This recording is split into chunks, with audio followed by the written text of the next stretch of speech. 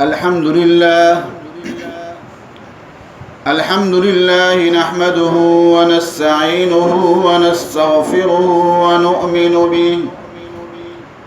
ونؤمن به ونتوكل عليه ونعوذ بالله من شرور أنفسنا ومن سيئات أعمالنا من يهده الله فلا مضل له ومن يضلله فلا هادي له ونشهد أن لا إله إلا الله وحده لا شريك له ونشهد أن سيدنا ومولانا محمدا عبده ورسوله صلى الله تعالى عليه وعلى آله وأصحابه أجمعين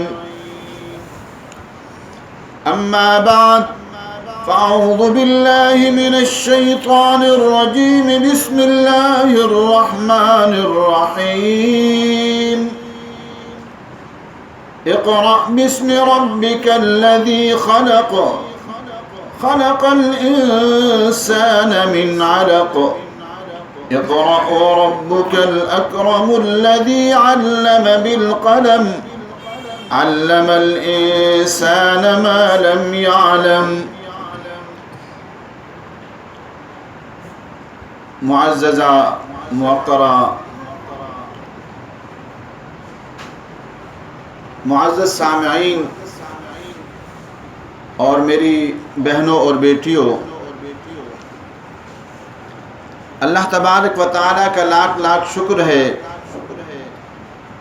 کہ اللہ تبارک و تعالیٰ نے ہمیں اپنے دین کی نسبت سے جمع ہونے کی توفیق نصیب فرمائی ہے.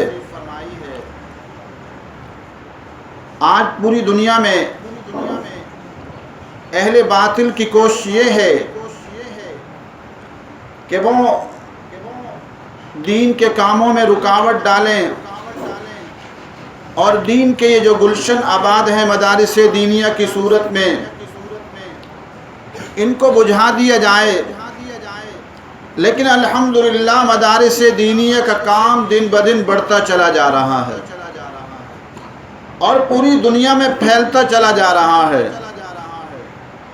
الحمدللہ مدارس دینیہ سے فارغ ہونے والے طلبہ اور طالبات ان کی کوشش یہی ہوتی ہے کہ انہیں دنیا کی چیزیں ملیں نہ ملیں، آسائشیں ملیں نہ ملیں، راحتیں ملیں نہ ملیں، لیکن اللہ تبارک و تعالیٰ کا دین پوری دنیا میں پھیل جائے. یہی فرق ہے ہمارے کام میں اور سکول و کالج کے کام میں اور یونیورسٹیوں کے کام میں.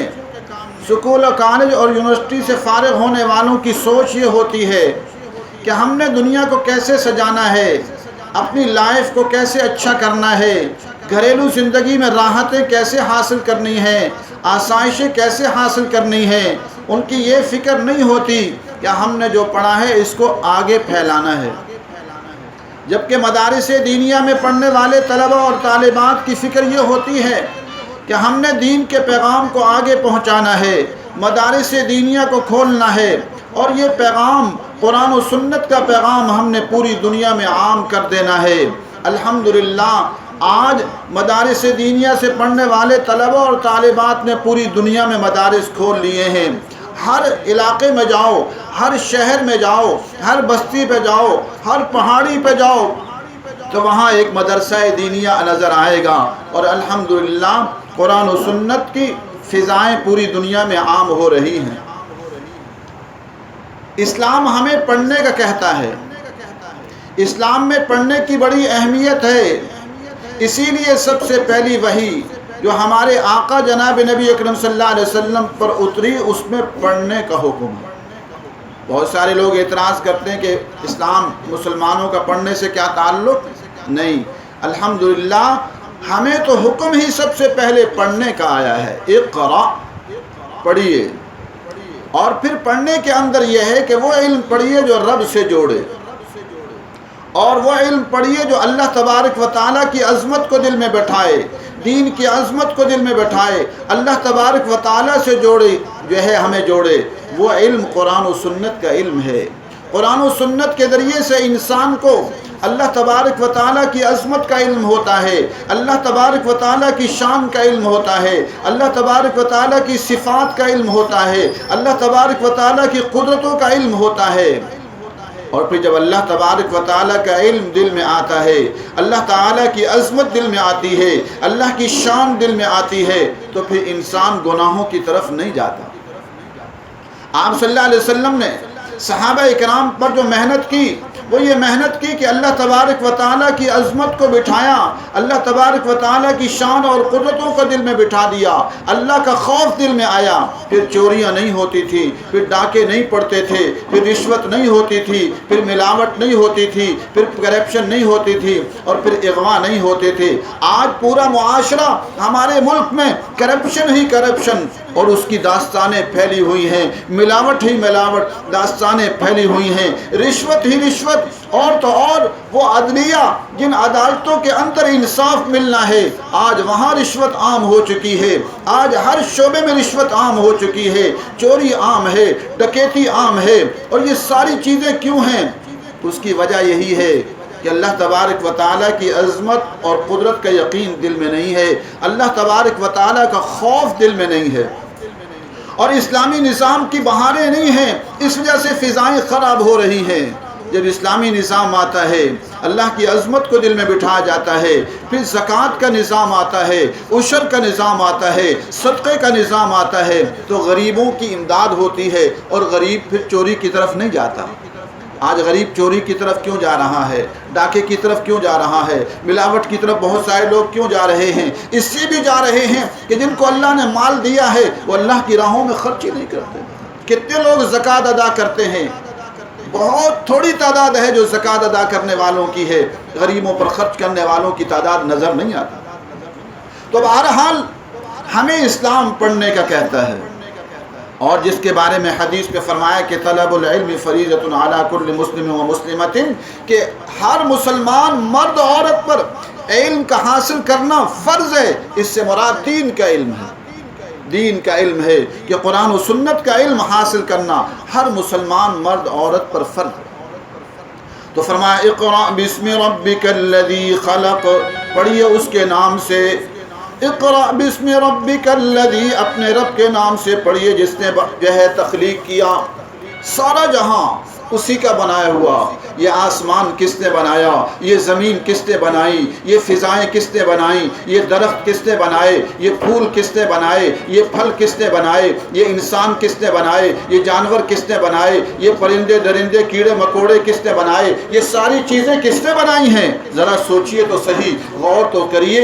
اللہ تبارک و تعالیٰ فرما رہے ہیں اس رب کے نام سے پڑھیے جس نے سارا جہاں بنایا، جس نے ہر چیز تخلیق کی، اس کائنات کا ذرہ ذرہ اور اس کائنات کا پتا پتا اور اس کائنات کا ذرہ ذرہ کس نے بنایا ہے؟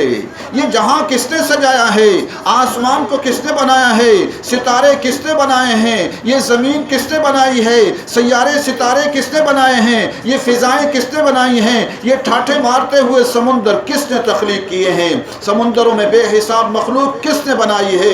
یہ پرندے کس نے بنائے ہیں؟ سارا جہاں اسی کا بنایا ہوا ہے۔ فرمایا اسی کے نام سے پڑھو جس نے سارا جہاں بنایا، ہر چیز تخلیق کی۔ اقرأ بسم ربک الذی خلق، خلق الانسان من علق، اور انسان کو جمے ہوئے خون سے بنایا۔ انسان کا ایک مرحلہ جمے ہوئے خون ہوتا ہے کہ جمع ہوا خون بنتا ہے، اور اس کے بعد پھر یہ اور آگے مراحل میں چلتا ہے۔ انسان اپنے اندر غور کرے کہ اللہ رب العزت نے مجھے کیسے بنایا ہے۔ آج انسان تکبر کرتا ہے کہ میں ایسا ہوں، میں ایسا ہوں، لیکن اپنی تخلیق پر غور کر لے کس چیز سے بنا ہے۔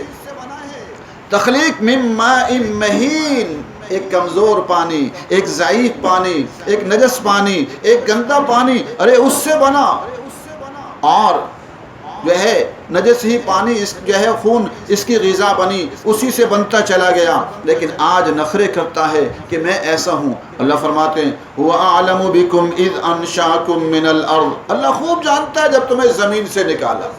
انسان پہلے زمین میں ہوتا ہے، اور پھر زمین سے غذاؤں میں آتا ہے، غذاؤں سے پھر انسان سب جو ہے وہ کھاتا ہے، تو اس سے انسان کے خون بنتا ہے، اور خون سے انسان کے جو ہے وہ پانی بنتا ہے، اور اس سے آگے انسان کی تخلیق ہوتی ہے۔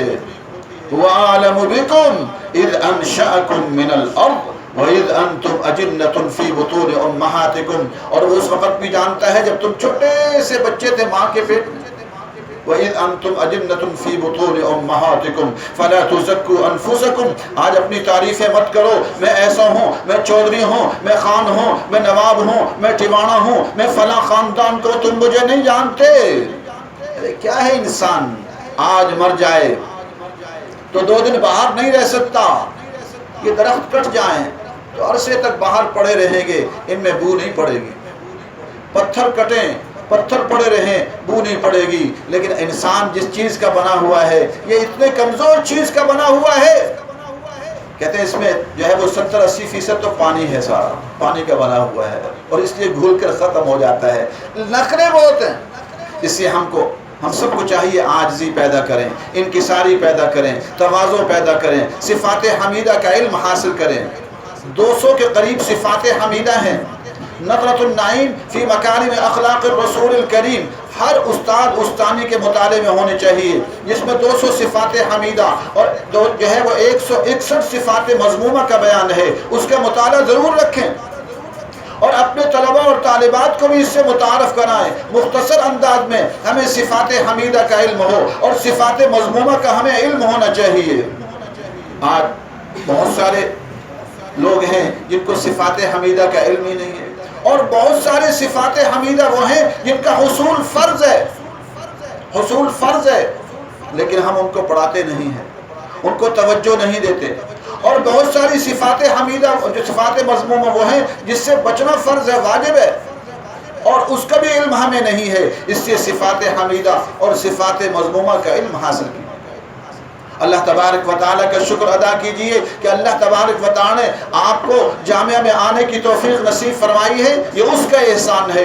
اللہ تبارک و تعالیٰ کی مخلوق تو بے حساب ہے، کتنے جو ہے مخلوق ہے جو انسانی نہیں ہے، جانور ہیں۔ اگر اللہ رب العزت ہمیں جانور بنا دیتے، ہمیں بندر بنا دیتے، اور ہمیں بھیڑیا بنا دیتے، کسی اور مخلوق میں سے بنا دیتے، ہمارا کس عدالت میں ہم دعویٰ دائر کرتے؟ اللہ تبارک و تعالیٰ نے احسان فرمایا، ہمیں انسان بنایا اور اعضاء عطا فرمائے۔ ایک ایک عضو اتنا قیمتی ہے کہ دنیا کے بازاروں میں وہ عضو نہیں ملتا۔ آنکھیں اگر نہ ہوں، دنیا کا کوئی بازار نہیں ہے جس میں آنکھیں فروخت ہوتی ہوں۔ قوت سمع نہ ہو تو کوئی دنیا کا بازار نہیں ہے جس میں کچھ ایسی چیز ہے آتی ہو جس سے قوت سمع مل جائے۔ اور اگر انسان کی زبان میں بولنے کی صلاحیت نہ ہو، دنیا کا کوئی بازار نہیں ہے جس میں زبان ملتی ہو۔ اگر دل خراب ہو جائے، دنیا کا کوئی بازار نہیں ہے جس میں دل ملتا ہو۔ گردے خراب ہو جائیں، دنیا کا کوئی بازار نہیں ہے جس میں گردے ملتے ہوں۔ ایک ایک عضو اتنا قیمتی ہے، یہ اس وقت پتہ چلتا ہے جب نہ ہو۔ اگر انسان جو ہے آنکھوں کی قیمت اس سے پوچھو جس کے پاس آنکھیں نہ ہوں۔ یہاں ایک استانی تھی، نابینا تھی، فوت ہو گئی، ایک دن دعا کر رہی تھی، یا اللہ مجھے 1 گھنٹے کے لیے آنکھیں دے دے کہ میں آپ کی اس دنیا کو دیکھ لوں۔ 1 گھنٹے کے لیے آنکھیں مانگ رہی ہے، اور ہمارے پاس آنکھیں ہیں، ہم ان آنکھوں کو اچھے کاموں کے لیے استعمال نہیں کر رہے۔ اور کتنے لوگ ہیں جو گناہوں میں استعمال کر رہے ہیں، بے حیائی، فحاشی، عریانی میں استعمال کر رہے ہیں۔ حدیث میں آتا ہے آنکھیں زنا کرتی ہیں، آنکھیں زنا کرتی ہیں۔ آنکھوں کا زنا غیر محرم مردوں اور عورتوں کا جو ہے دیکھنا ہے۔ کان زنا کرتے ہیں، کانوں کا زنا غیر محرم مردوں اور عورتوں کی باتوں کو سننا ہے۔ اور اعضاء زنا کرتے ہیں، ہاتھ زنا کرتے ہیں۔ تو اس لیے ہم سب کو بچنا ہے، آنکھوں کو بھی بچانا ہے۔ تقویٰ یہ ہے آنکھوں میں تقویٰ ہو، کانوں میں تقویٰ ہو، ہاتھوں میں تقویٰ ہو، دل میں تقویٰ ہو۔ ہمارے اعضاء اللہ کی نافرمانیوں سے بچ جائیں، ہاتھوں سے کسی پر ظلم نہ ہو، کسی پر زیادتی نہ ہو جائے۔ یہ نہیں کہ غصہ آیا اور غصے میں اپنا غصہ اتارا جا رہا ہے، نہیں۔ مولانا اشرف علی تھانوی قدس اللہ سرہ فرماتے ہیں جب غصہ آئے اس وقت نہ مارو، جب غصہ ٹھنڈا ہو جائے مارو، اور یہ سوچ کر مارو میں نے کتنا مارنا ہے، اس کو مارنا چاہیے کتنا۔ اگر غصے کے وقت مارا تو اپنا غصہ ٹھنڈا کیا، کہیں زیادتی بھی ہو جائے گی۔ ہاں غصہ جب ٹھنڈا ہو جائے اب مصنوعی غصہ بناؤ، اب مصنوعی غصہ بناؤ، اور مصنوعی غصہ بنا کر اب اس کی جو ہے تھوڑا مار لگاؤ، تربیت کے لیے بچے کی اور بات ہے، لیکن اگر ویسے مارا تو اللہ تبارک و تعالیٰ کی ہاں مصوریت ہو سکتی ہے۔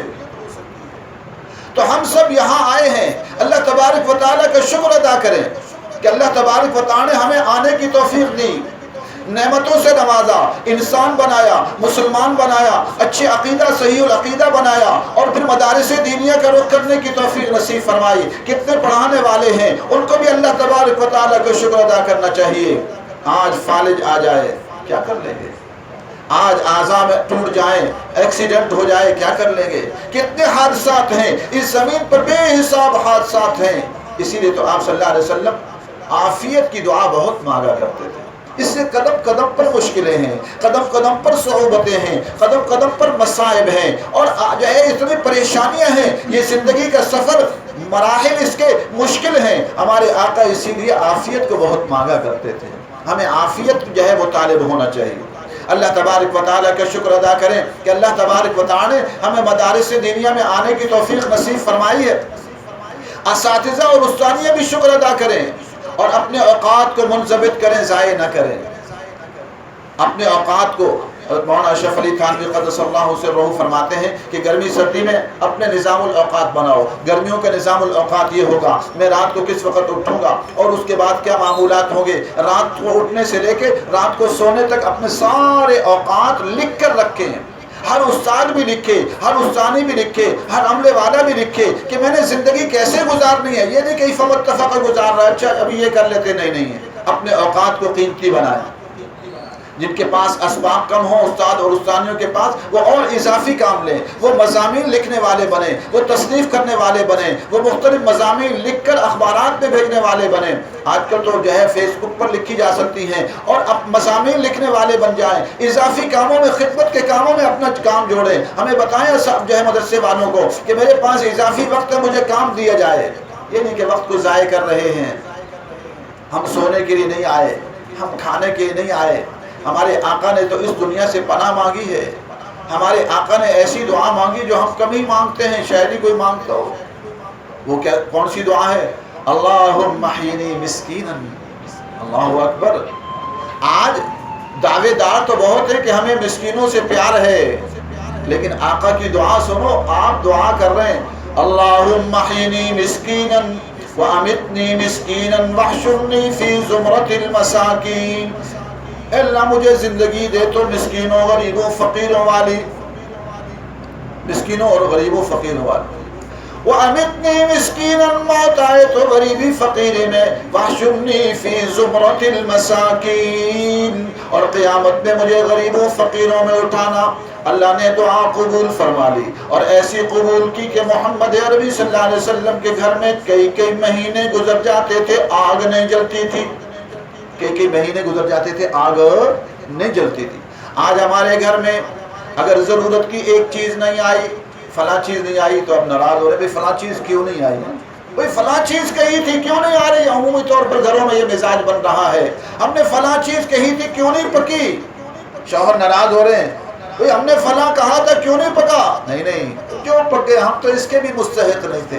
ارے کھانا مل رہا ہے، یہ بھی شکر ادا کر کے کھا لو کہ مل تو رہا ہے۔ محمد عربی صلی اللہ علیہ وسلم کے گھر میں تو 3 مہینے آگ نہیں جلتی تھی۔ حضرت عائشہ سے پوچھا گیا تو پھر کس چیز پر گزارا ہوتا تھا؟ فرمایا کبھی کوئی کھجور کے دانے مل گئے، کوئی دودھ کا پیالہ مل گیا، پی لیا الحمدللہ، نہیں تو پیٹ پر پتھر بدے ہوئے۔ آج ہم کتنا جو ہے اللہ تعالیٰ کی نعمتیں استعمال ہو رہی ہیں۔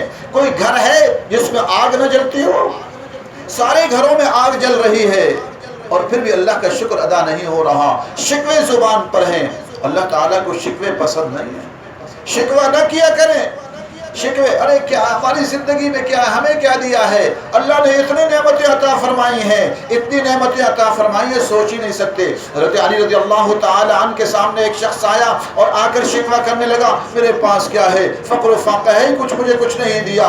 آپ نے فرمایا تجھے اللہ نے آنکھیں دی ہیں، اگر تجھ سے کوئی آنکھیں لینا چاہے کہ آنکھیں میں نکال لیتا ہوں، اس کی قیمت لگا لے، کتنے میں دے گا؟ کروڑوں میں دے گا؟ کہنے لگا نہیں۔ 1 ارب لے لے؟ کہنے لگا نہیں۔ اللہ رب العزت نے زبان جان دی ہے، کتنی قیمت میں اس کو فروخت کر دے گا۔ ہاتھ دیے ہیں، پاؤں دیے ہیں، دل دیے ہیں، اعضاء دیے ہیں۔ پھر فرمانے لگے ارے سوچ، اللہ نے تجھے کروڑوں روپے سے بھی زیادہ اور جو ہے قیمتی اعضاء عطا فرمائے ہیں، اور تو کہتے ہیں اللہ نے مجھے کیا دیا ہے؟ ایک ایک نعمت کا اندازہ اس سے پوچھو جس کے پاس وہ نہ ہو۔ آنکھوں کی قیمت اس سے پوچھو جس کے پاس آنکھیں نہ ہو۔ ہاتھوں کی قیمت اس سے پوچھو جو ہاتھوں سے معذور ہو۔ پاؤں کی قیمت اس سے پوچھو جو پاؤں سے معذور ہو۔ صحت کی نعمت اس سے پوچھو جو فالج میں پڑا ہوا ہے، کینسر میں پڑا ہوا ہے، سخت امراض میں مبتلا ہو گیا ہے، اور ریڑھ کی ہڈی ٹوٹ گئی ہے، جسم کے ٹکڑے ہو گئے ہیں، ہسپتالوں میں پڑے ہوئے ہیں، ہل جل نہیں سکتے۔ اللہ اکبر، کتنی نعمتیں اللہ رب العزت نے عطا کی ہیں، ہم ان کا شکر ادا کریں۔ لَإِن شَكَرْتُمْ لَأَزِيدَنَّكُمْ وَلَئِن كَفَرْتُمْ إِنَّ عَذَابِي لَشَدِيدٌ۔ فرمایا شکر کرو گے زیادہ دوں گا، ناشکری کرو گے میرا عذاب بہت سخت ہے۔ اللہ تعالیٰ قسم قسم کے عذاب بھیجتا ہے، گھروں میں قسم قسم کے اولاد نافرمان ہو جاتی ہے، امراض کے ایسے مصائب آتے ہیں انسان کی سوچ سے باہر ہو جاتا ہے۔ سخت قسم کے امراض سے ہمارے آقا نے بھی پناہ مانگی، سخت قسم کے امراض ہمارے آقا نے پناہ مانگی ہے۔ تو اللہ تبارک و تعالیٰ کا شکر ادا کریں، اللہ رب العزت نے بے حساب نعمتوں سے نوازا ہے۔ اور شکر کیا ہے؟ آنکھوں سے شکر ہو، کانوں سے شکر ہو، زبان سے شکر ہو، اعضاء سے شکر ہو۔ ہم اپنی زندگی کا ایک نظام الاوقات بنائیں کہ صبح سے لے کے ہم شام تک کیا کریں گے؟ تہجد کا اہتمام کریں، تہجد کا اہتمام کرنے والے بن جائیں۔ کم از کم تہجد کی نیت سے سونے والے بن جائیں۔ تہجد کی نیت سے سوئیں گے تو صبح کی نماز تو ملی جائے گی، اگر نیت جو ہے وہ تہجد کی نہیں ہے تو صبح کی نماز بھی چلی جائے گی۔ تہجد کا اہتمام کریں، اور اگر تہجد نہ پڑھ سکیں تو 4 رکعت یا 8 رکعت دن کو اہتمام کر کے پڑھ لیں، تہجد کی نیت سے سوئیں۔ جلدی سونے کا اہتمام کریں، آج کل ہم جلدی نہیں سوتے اور رات کو گپ شپ نہیں ہے۔ ہاں اگر جو ہے وہ درس و تدریس کا معاملہ ہے، مطالعہ ہے، وہ اور بات ہے، لیکن یہ موبائل پر کھیلنا اور یہ کمپیوٹروں پر کھیلنا یہ نقصان دہ انتہائی۔ لوگ کہتے ہیں کہ نیند نہیں آتی، اس کی وجہ کیا ہے؟ موبائل پر کھیل رہے ہوتے ہیں۔ آج کی جدید تحقیقات یہ ہے، یہ موبائل اور لیپ ٹاپ سے جو کھیلتے ہیں تو اس کی وجہ سے یہ ہوتا ہے کہ آدمی کے دماغ میں یہ بات آتی ہے کہ ابھی رات نہیں ہوئی، ابھی جاگنے کا وقت ہے، ابھی جاگنے کا۔ اگر آپ کو نیند نہیں آ رہی، آپ قرآن کی تلاوت شروع کر دیں، 1-2 سپارے کے بعد آپ کو پتہ چل جائے گا، نیند آنے شروع ہو جائے گی۔ اور کوشش کریں، جو فارغ لوگ ہیں کوشش کریں کہ 7 دن میں قرآن ختم کریں، یہ اعلیٰ درجہ ہے۔ 7 منزلیں مقرر کی گئی ہیں، اور آج بھی الحمدللہ ایسے لوگ ہیں جو 4-5 دن میں، 6 دن میں، 7 دن میں اپنا قرآن ختم کرتے ہیں۔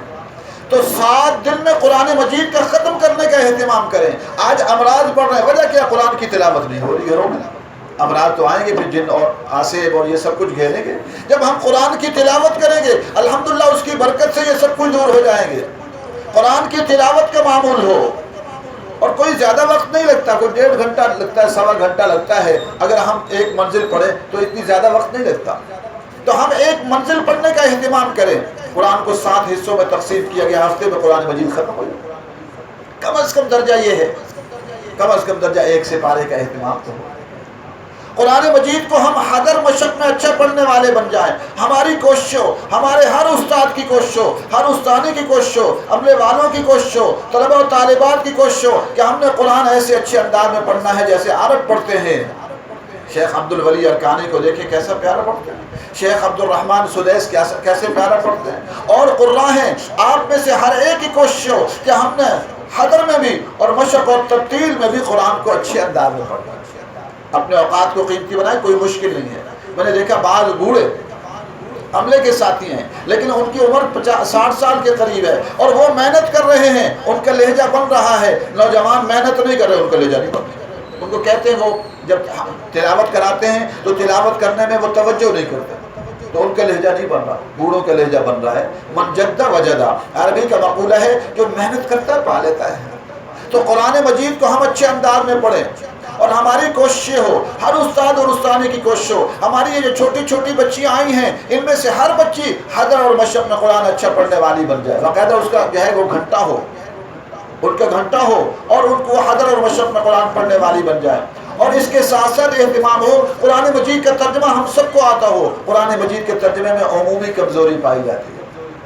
ہم طالبات سے سوالات کریں، اور اس میں قرآن مجید مختلف جگہوں سے پوچھے کہ یہ مقام بتاؤ، والذاریات ذروا فالحاملات وقرا فالجاریات یسرا فالمقسمات امرا، بتاؤ اس کے کیا معنی ہیں، والسماء ذات الحبک کے کیا معنی ہیں، قتل الخراصون کے کیا معنی ہیں، یہ معنی بتاؤ، والنازعات غرقا والناشطات نشطا، اس کے معنی بتاؤ، اذا الشمس كورت واذا النجوم انكدرت واذا الجبال سجرت واذا العشار عطلت واذا الوحوش حشرت، ہاں اس کے معنی بتاؤ۔ قرآن مجید کے آپس میں ایک دوسرے سے سوال کیا کریں، اللہ تعالیٰ توفیق دے کسی کو اس پر انعام بھی چھوٹے چھوٹے دے دے، جو اس کا معنی بتائے گا انعام ملے گا، جو اس کا معنی بتائے گا انعام ملے گا۔ تو قرآن مجید کے سوالات کریں، قرآن مجید سے ہمارا تعلق قائم ہو جائے، قرآن مجید ہمیں زیادہ سے زیادہ یاد ہو، قرآن مجید کا ترجمہ اور تفسیر ہمیں آتی ہو، قرآن سے تعلق قائم کیجئے۔ قرآن اللہ تبارک و تعالیٰ کی عظیم کتاب ہے، فرمایا کہ قرآن کو پڑھو، یہ تمہارے لیے قیامت میں سفارشی بنے گا، یہ قبر میں ساتھ ہوگا، یہ حشر میں ساتھ ہوگا، یہ پرسرات میں ساتھ ہوگا، یہ قیامت کے میدان میں ساتھ ہوگا، اور یہ ہماری سفارش کرے گا اور اس کی سفارش قبول کی جائے گی۔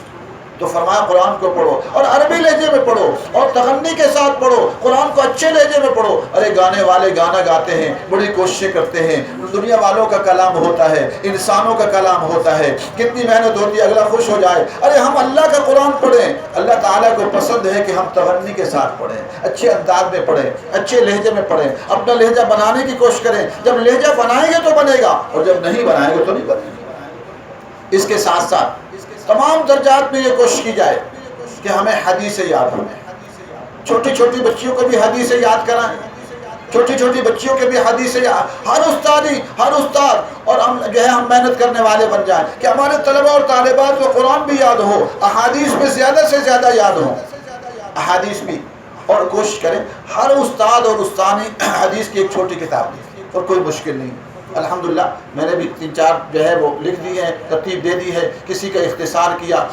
مختصر کنز العمال 15 جلدوں کا مطالعہ کیا، ایک جلد میں ترتیب بن گئی، کچھ چھپ گیا ہے، کچھ آگے چھپنے والا ہے۔ الترغیب والترہیب 4 جلدوں میں ہے، الحمدللہ اس کو ایک جلد کے اندر لانے کی کوشش ہو رہی ہے۔ مختصر بخاری شریف پر کام ہو رہا ہے، مختصر ترمذی پر کام ہو رہا ہے، مختصر مسلم شریف پر کام ہو رہا ہے۔ اس کے علاوہ اللہ نے توفیق دی، روضۃ الاحادیث کی ترتیب دی، ایک چھوٹی سی کتاب لکھ دی، تحفۃ الاطفال کے نام سے ایک چھوٹی سی کتاب لکھ دی، کوئی مشکل نہیں ہے۔ آپ حضرات بھی کوشش کریں، اپنے انداز میں لانے کی کوشش کریں۔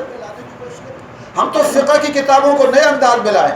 ایک کتاب ہے موسوعۃ الفقہ الاسلامی، شیخ محمد بن ابراہیم تویجری کی، انہی کی موسوعۃ الفقہ القلوب ہمارے ہاں پڑھائی جا رہی ہے، اور موسوعۃ الفقہ الاسلامی کا ایک حصہ کتاب الآداب کی صورت میں پڑھا جا رہا ہے۔ بڑا پیارا انداز ہے۔ زکوٰۃ ہے تو زکوٰۃ کی حکمتیں بیان کرتے ہیں، بیوع کی حکمتیں بیان کرتے ہیں، صوم کی حکمتیں بیان کرتے ہیں، حج کی حکمتیں بیان کرتے ہیں، ایک نیا انداز ہے، جدید مسائل کو بیان کرتے ہیں۔ اس ترتیب پر کتابیں لکھی جائیں۔ ہماری کتابیں اپنے دور کے اعتبار سے اچھی تھی، قدوری بڑی اعلیٰ کتاب ہے اپنے دور کے اعتبار سے، لیکن ہر دور میں مسائل تبدیل ہوئے ہیں۔ امام ابو حنیفہ کا دور ہے، امام محمد اور امام ابو یوسف کے دور میں آیا، کچھ فرق آیا تو انہوں نے اپنی رائے بدل دی، انہوں نے کہا ان کا دور اور تھا، ہمارا دور اور ہے، ہمارے دور میں عرف بدلا اور نئی چیزیں آ گئیں۔ ارے اتنے تھوڑے سے دور میں استاد اور شاگرد کے دور میں فرق آ رہا ہے۔ ہمارا دور جو ہے کہاں ہے، اور کہاں حضرت خود جو ہے امام حضرت قدوری جو ہے جب لکھی گئی وہ دور، اور کنز الدقائق اور جو ہے شرح وقایہ اور ہدایہ لکھی گئی کئی 100 سال پہلے۔ آج مسائل میں فرق آ گیا، آج عرف میں فرق آ گیا، آج نئے سے نئے مسائل آ گئے۔ ہم کتابیں وہی ترتیب پر پڑھا رہے نہیں، ان کو نئے ترتیب پر آنا چاہیے، ہدایہ کو آج کی ترتیب پر ترتیب دینا چاہیے، اور کنز الدقائق شرح وقایہ کو، اور آج کے نئے مسائل جدید مسائل لانے چاہیے، اور ترتیب کے ساتھ۔ الحمدللہ بعض کتابیں بڑی اچھی آئی ہیں، قابل مطالعہ ہیں، اور جو ہے الفقہ الحنفی و ادلتہ 3 جلدوں میں ہے، شام کے مفتی ہیں شیخ سعد ساعدی، بڑی پیاری کتاب ہے، اس کا ترجمہ بھی آ گیا ہے۔ اور ایسے ہی الفقہ الحنفی میسر شیخ دکتور وحبۃ الزہیلی کی 3 جلدوں میں آئی ہے، ہم نے تخصص میں اس کو رکھا بھی ہے، وہ بھی پیاری کتاب ہے۔ ایسی شیخ تویجری کی مختصر الفقہ الاسلامی بھی آئی ہے، بہت پیاری کتاب ہے، مقصود الشاملہ میں موجود ہے۔ موسوعۃ الفقہ الاسلامی یہ 5 جلدوں میں پشاور وغیرہ سے مل جاتی ہے، بڑی پیاری کتاب ہے اور قابل مطالعہ کتاب ہے، اور اس طرح پر فقہ حنفی کو لانے کی ضرورت ہے۔ اور اس کے ساتھ ساتھ یہ کوشش کی جائے کہ ہماری طلبہ اور طالبات سب کے خوشخطی اچھی ہو جائے۔ خوشخطی میں عمومی طور پر کمزور ہیں۔ چھوٹی کلاسوں میں جہاں اردو پڑھائی جا رہی ہے، میری التماس التجا ہے کہ اردو کے ساتھ خوشخطی کا اضافہ کریں، کہ اردو کے اندر خوشخطی کرائی جائے گی۔ ان کی ضرور خوشخطی کرائیں، ان کی کاپیاں ضرور چیک کرائیں، بڑی کی درجات میں بھی اہتمام ہو کہ جو ہے وہ لکھوانے کا اہتمام ہو۔ جب لکھوانے کا اہتمام نہیں ہوتا تو خط صاف نہیں ہوتا۔ اکثر عمومی طور پر خط میں کمزوری پائی جاتی ہے۔ اساتذہ استامیوں سے گزارش ہے کہ اپنی کتابیں جو پڑھائیں اس میں ایک حصہ ضرور لکھوانے کا اہتمام کریں تاکہ ان کا خط صاف ہو جائے۔ خط میں کمزوری پائی جاتی ہے، تو اس کی طرف توجہ کرنے کی ضرورت ہے۔ اس کے ساتھ دعاؤں کا اہتمام، کہ ہمارے طلبہ اور طالبات کو مختلف اوقات کی دعائیں آتی ہیں۔ صبح کی دعائیں ہمارے آج کہتے ہیں امراض بڑھ گئے، پریشانیاں بڑھ گئی، ہم نے دعاؤں کا اہتمام ہی چھوڑ دیا، ہمیں دعائیں ہی نہیں آتی۔ اس پر دعاؤں کی باقاعدہ کتابیں بھی ملتی، مناجات مقبول ایک کتاب ہے حضرت مولانا اشرف علی تھانوی، اور میں نے بھی ایک کتاب ترتیب دی ہے مناجات العاشقین والمضطرین کے نام سے۔ اس میں پہلے اللہ کی حمد و ثنا ہے، اور اس کے بعد پھر جو ہے وہ قرآن کی دعائیں علیحدہ ہیں، اور جو ہے وہ حدیث کی دعاؤں کو علیحدہ کیا، پھر صفات حمیدہ کے حصول کی دعائیں، صفات مذمومہ سے بچنے کی دعائیں، پھر امراض سے بچنے کی دعائیں، اور پھر اس کے بعد عمومی دعائیں لائی ہیں مناجات العاشقین والمضطرین۔ کوئی تھوڑا سا وقت لگتا ہے، 7 دنوں پر تقسیم ہے، وہ پڑھنے کا اہتمام کر لیں، اور صبح شام کی ہمیں دعائیں یاد ہوں۔ اور اس کے ساتھ ساتھ ہم روزے کا اہتمام کرنے والے ہیں۔ انشاءاللہ کوشش کی جائے گی کہ پیر جمعرات کا روزہ اجتماعی طور پر روزہ رکھا جائے، اساتذہ بھی رکھیں گے، استانیہ بھی اور عملے والے۔ کل انشاءاللہ جمعرات ہے، تو کل کی پہلے سے ترتیب بنا لی جائے کہ کتنے اساتذہ اور استانیہ روزہ رکھنے کے لیے تیار ہیں، طالبان، اس کا اہتمام ہو۔ پیر اور جمعرات کا روزہ یہ سنت ہے، عربوں میں ہم نے دیکھا بڑا اہتمام ہوتا ہے۔ عربوں میں ہم جب گئے وہاں پر الحمدللہ حرمین شریفین میں پیر کے دن سارے اکثر روزے سے ہوتے ہیں، جمعرات کے دن روزے سے ہوتے ہیں۔ ہمارے یہاں اس کا اہتمام نہیں ہوتا، ہمارے آقا رکھا کرتے تھے۔ تو ہم پیر اور جمعرات کا روزہ اور ایام 20 کے روزے، 13ویں 14ویں 15ویں کے قمری مہینے کے اعتبار سے اس کے روزے کا اہتمام کرنے والے بنے، ہمارا وقت قیمتی بنے، اور بھئی ہم سنت کے مطابق لباس پہننے والے بن جائیں۔ ہمارے اساتذہ بھی، استانیہ بھی، اساتذہ کرتا اور شلوار کا اہتمام کریں، قمیصوں کا اہتمام نہ کریں، کرتا اور شلوار کا اہتمام، اور سادہ کپڑے پہنیں، کڑھائی والے حتی الامکان کپڑے نہ پہنیں، اور پگڑی کا اہتمام کرنے والے بن جائیں۔ بعض ساتھی کہتے ہیں یہ گرمی ہے تو وہ سردیوں میں بھی نہیں مانتے، یہ تو بہانہ ہے۔ آپ صلی اللہ علیہ وسلم کا جو دور تھا وہ تو علاقہ گرم علاقہ تھا، لیکن وہاں پگڑی کا اہتمام رہا، تو کم از کم ہم نمازوں کے اوقات میں اور اسباب کے اہتمام میں پگڑی کا اہتمام کرنے والے بن جائیں، اور ہماری بیٹیاں برقعے کا اہتمام کرنے والی بن جائیں، پردے کا اہتمام، اور پردے کے اندر بھی نظریں نیچی کرنے کا اہتمام ہو۔ مرد بھی جو بھی یہاں مستورات باہر جہاں بھی ہوں، مرد مستورات گزر رہی ہیں، قل للمؤمنین یغضوا من ابصارہم، حکم پر عمل کریں، جتنے بھی ہیں سب نیچے نظریں کر لیں۔ وَقُلْ لِلْمُؤْمِنَاتِ يَغْضُضْنَ مِنْ أَبْصَارِهِنَّ، عورتیں بھی برقعے کے اندر ہے، یہ نہیں کہ برقعے کے اندر سے دیکھ رہی ہیں، ناجائز اور حرام، ناجائز اور حرام ہے۔ آج ہمارے ہاں ان آیات، آج کہا جاتا ہے جی پاکستان تو اسلامی ملک ہے، آپ پھر اسلامی نظام کی کیا بات کرتے ہیں؟ کیا اسلامی ملک ہے؟ میڈیا کے اندر دیکھو کیا فحاشی اور یعنی ہے، لڑکیوں کے جو ہے پہلے سروں پر دوپٹے ہوتے تھے، آج وہ بھی اتر گئے، فلمی اداکارہ اینکر بن گئی ہیں، سروں سے دوپٹے اتر گئے، ادھر لڑکا بیٹھا ہوا خبریں پڑھ رہا ہے، ادھر لڑکی بیٹھے، کہاں جائز ہے؟ ناجائز اور حرام ہے، شریعت میں اس کی اجازت نہیں ہے۔ اور پھر مخلوط محفلیں ہیں، ہنسی مذاق کی محفلیں ہیں، شریعت تو روکتی ہے۔ آپ صلی اللہ علیہ وسلم ہمیشہ دائم الفکر متواصل الاحزان کہہ کر پوری زندگی نہیں لگایا، ہمارے آقا تبسم فرماتے تھے۔ آج ٹی وی میں قہقوں کی محفلیں لگتی ہیں، قہقے لگائے جاتے ہیں، اور عورت مرد اکٹھے بیٹھے ہوئے ہیں، مخلوط جو ہے اس کی اجازت شریعت نہیں دیتی، شریعت میں یہ ناجائز اور حرام ہے۔ پھر رمضان کے پروگرام ہو رہے ہیں، ان میں مخلوط محفلیں قائم ہیں، شرعاً ناجائز اور حرام ہیں، اور پھر عید پر تو ہر قسم کی فحاشی اور یعنی کی انتہا کر دی جاتی ہے۔ اس لیے ہم سب کی مسئولیت ہے، مجھ سے بھی قیامت کے دن پوچھا جائے گا اس کے بارے میں کیا فکر کی ہے۔ یہ فحاشی اور یعنی بڑھ رہی تھی، بے حیائی بڑھ رہی تھی، چوریاں بڑھ رہی تھی، ڈاکے بڑھ رہے تھے، عدالتوں میں قرآن و سنت کا نفاذ نہیں تھا، تم نے کیا کیا؟ قیامت کے دن میری بھی مسئولیت ہے، اور تمام اہل دین کی خصوصاً مسئولیت ہے، اور تمام جو ہے مسلمانوں کی مسئولیت ہے۔ تو بہرحال یہ زندگیوں کا سفر مجاہدے کا سفر ہے، تو ہم نے اس مجاہدے کے سفر کو ہمت اور حوصلے کے ساتھ اور برداشت کے ساتھ جو ہے پورا کرنا ہے۔ اللہ تبارک و تعالیٰ سے دعا ہے کہ اللہ تبارک و تعالیٰ ہم سب کو ہمت اور حوصلہ نصیب فرمائے، اور دین کی خدمت کا جذبہ نصیب فرمائے، اور شوق شہادت نصیب فرمائے۔ وآخر دعوانا الحمدللہ رب العالمین۔